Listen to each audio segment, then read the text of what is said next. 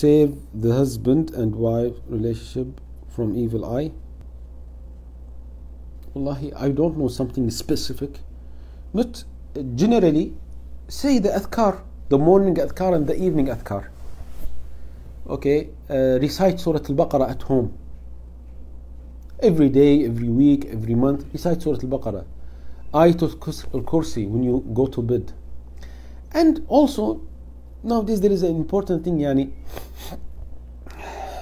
Brother Yasmin asking, or sorry, Sister Yasmin, yani, try not to show the people, even the family, everything about your personal life.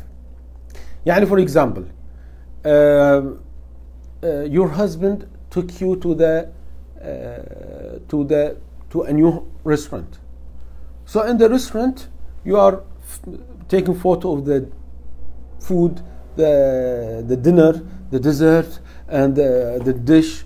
Okay, then you post in the Snapchat and you show people everything that you are doing.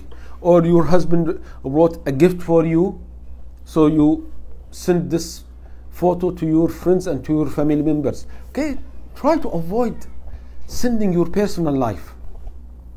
Okay, because as if you are telling people, yalla, do evil eye to me. Okay.